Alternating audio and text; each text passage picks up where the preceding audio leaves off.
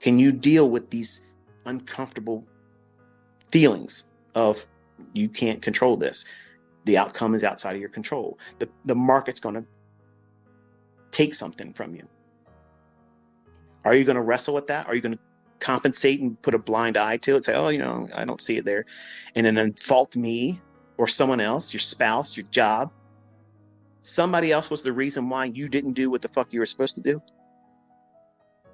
Because now you have no excuse. Now you know what you're supposed to do. It's easy. It's easy. Just let go of it. There's plenty of trades out there. And you're going to find, by training with me this year, by focusing in on the low resistance liquidity runs, those are the trades that I'm training your eye to see them. They're the little unicorn trades that just, look at the unicorn.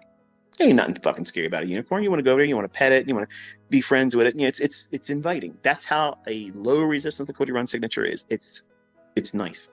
They're just very, very pleasant to deal with in the marketplace. They're real quick to respond to you, and they get almost instant gratification. And that, to me, is what every trader wants.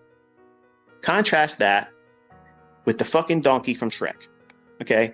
This little fucker, he's cute, but he's a pain in the ass. That's exactly what a high resistance liquidity run signature is. Like, listen, you don't want to be rude, okay? You tolerate your cousin. You don't want to see him, okay? But they always find their way at functions. But you're trying to find your way out of the conversations and always being outside their reach. You want to treat the high resistance liquidity run signature trades like that.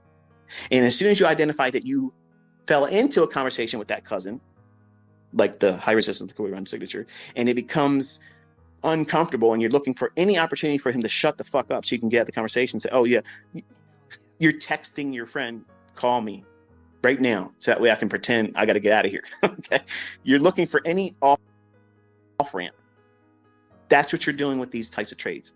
You're looking for any reason to bail on it. As soon as you recognize you're in a high resistance liquidity run signature, listen, go back and look at the commentary in that video. I knew what I was doing. I knew I even labeled it. It's high resistance liquidity runs. I'm showing you by contrast. Look at the other trades that I show. When they're low resistance, they're just real quick, sudden, boom, delivered, secured the bag. Easy, over and over and over again. Easy, easy, easy. And then, what the hell's going on? I'm trying to get somewhere and I feel like I'm on a stair climber in the same place, but doing thousands of repetitions, and it just can't climb to my target. That's exactly what a high resistance liquidity run signature is. The market's moving. You can make money. You can make 5 points, but when you're trying to hold on for these big, long 20 handles, 30 handle moves, they can wear you out.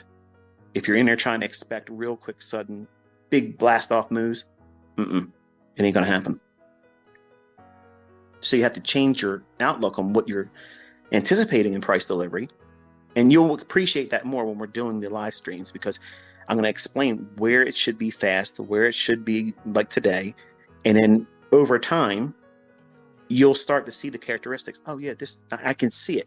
I can't articulate it in words. Like there's no way. And this is why I said, like, there's certain things in my books.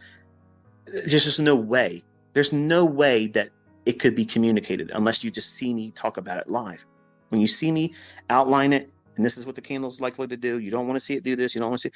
I do the best I can with a 1-minute chart with annotating it, but it's still not the same as what you'll see in February. Like, you'll feel it. You'll feel exactly like you're dialed in, like you're connected with price.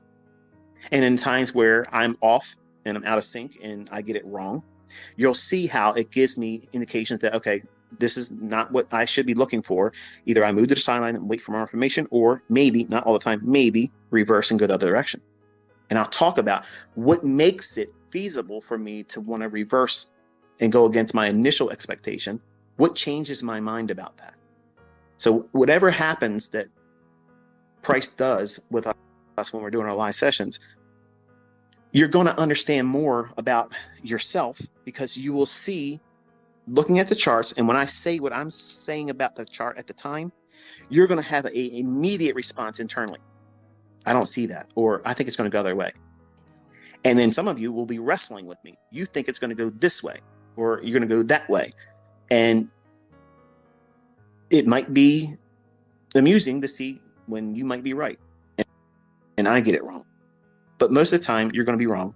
And you need to learn from that and understand that, are you the type of person like my uncle was? He's a contrarian. And I tried to tell him all the time. I have students, Troy, you know who you are. Okay, 2016, young man, used to play poker, and most of everything I would say in my commentaries, this guy would fade it. Like, he would fade it. And I'm not beating you up, Troy. Nobody knows your last name. Okay, but you know who I'm talking to.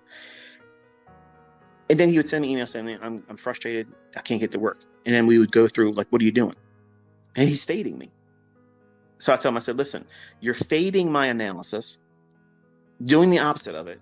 And then you're complaining to me about why it ain't panning out, why you can't make it work. Like, what the hell?